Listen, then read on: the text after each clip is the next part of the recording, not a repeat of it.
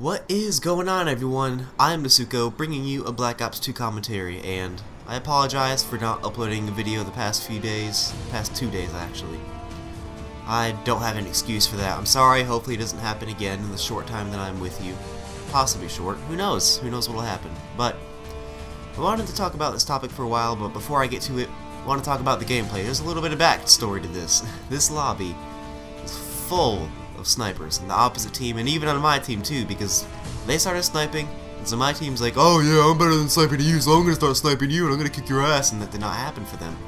I had to carry them, most of them, and I played 3 matches, won 2, lost 1, so I feel like I won in my mind. However, these weren't the best games that I've played, and I played Grind the first time against them using the Peacekeeper, and I couldn't kill him quite fast enough, and I just died over and over and over and over again.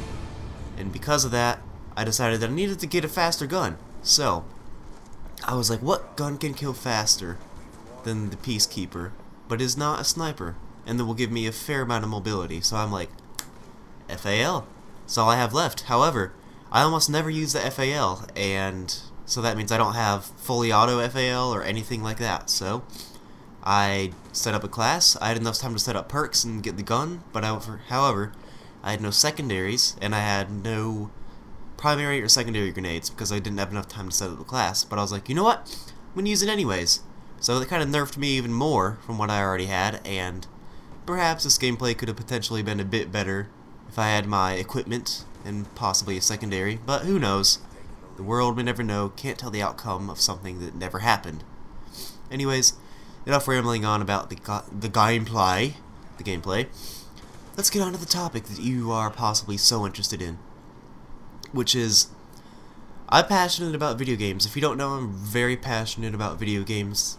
It's half the reason why I freaking upload video games to YouTube, is because I'm so passionate about that. Otherwise, I would have invested in a camera and do vlogs and stuff, but that's not the point. I'm passionate about video games, so I've always kind of had that thought in the back of my mind of how could virtual reality games come to be? Could they even come to existence? Would anyone bother even doing that if it was possible? And I believe it's possible to make a virtual reality game. I'm not sure if it'll ever become to be, and you know, after watching this anime, Sword Art Online, if you don't know Sword Art Online, and you watch anime, I highly recommend you watch it. It's a pretty decent anime. It's one of my personal favorites. However, some people liked it, some people didn't, and I can see why you wouldn't like it, but it was rushed. That's the thing, it was rushed. But this isn't an anime review, so I'm basing off my beliefs, honestly, on the anime, only because it actually makes logical sense.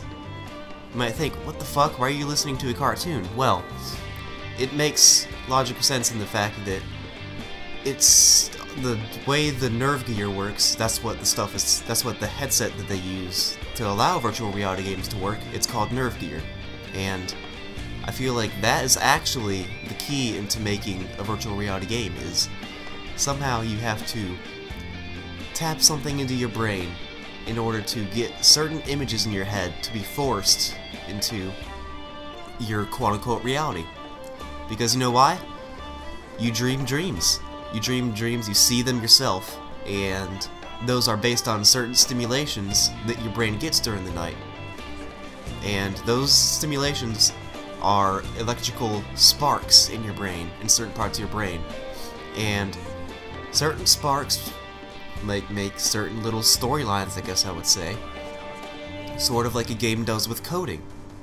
So I feel like there's a way to translate modern day coding to make certain electrical brain stimulations in order to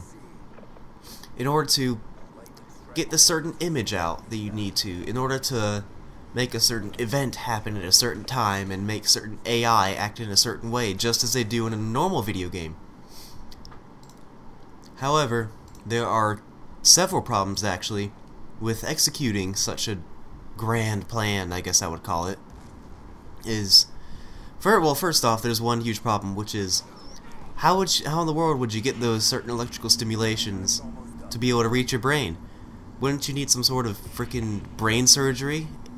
that's, number one, that's not safe. Number two, who in the hell is gonna get brain surgery to play a video game? Although virtual reality games seem amazing, and I would love to play one, I'm not sure if I would get brain surgery just to play a little game that I can see through my eyes. And there's another problem with this. It's getting into the whole electrical stimulation in the brain, which means that it would cause the need for neurologists.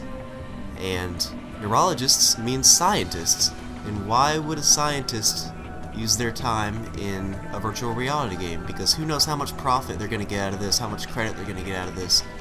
Because at the end of the day, games are always all about the developers. And while a neurologist is developing the sort of, I'll call it nerve gear like they do in Sword Art Online, and developing the nerve gear, I'm not sure how much credit they would receive and how much money they would get in return, and it just doesn't seem like something a scientist would commit their time to.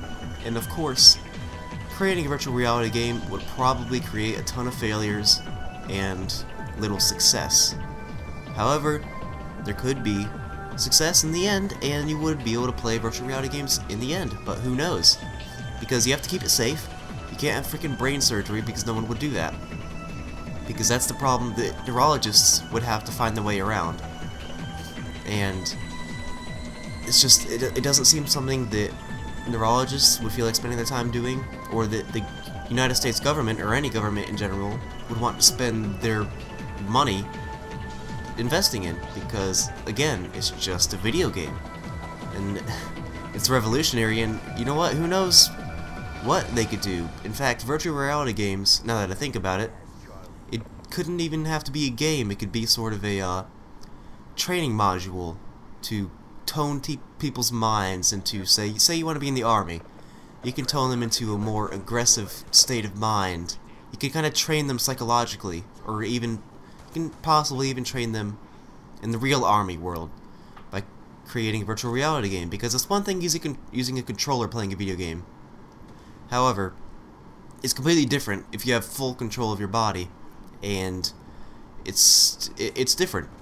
So I just think it maybe would be even more in training, and if they saw it in that light, then possibly they would invest the money into it, and maybe it'd be possible. However, again, like I said, it's unsafe, and also, who knows what sort of psychological effects that it would have on a normal person, because even Call of Duty, it's completely lost its factor of blood, of gore, that it had in World at War.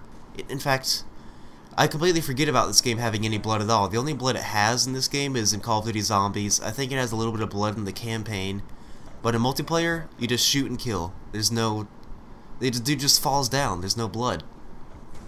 But even in certain games, there's some games that are gory. Like imagine playing God of War as a virtual reality game. That would be pretty scarring, in my opinion, because look at the next gen graphics, and imagine playing those graphics in your very mind, controlling every single movement of yourself in that world. Imagine being in that world yourself.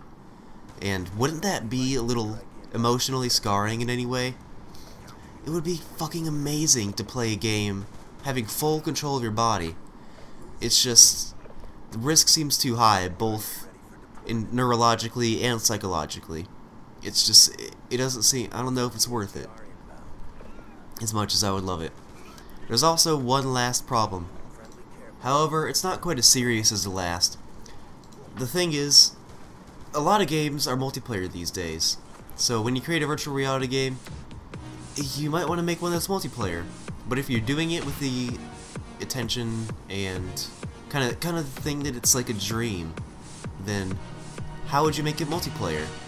How would you be able to see other people's like coding or what they're seeing through their eyes? It doesn't seem possible in a virtual reality game, so they'd have to be single player. Then how would you create something such as Sword Art Online? How would you be able to create an experience that you could share with your friends together? It doesn't seem possible. I don't know how it'd be possible in my mind, but who knows? Maybe it is possible. But it's the end of the gameplay. It's about as much as I had to say. Leave down in the comments what you think we should add. So, I hope you guys enjoyed, and I'll see you next time. Hardcore motherfucker.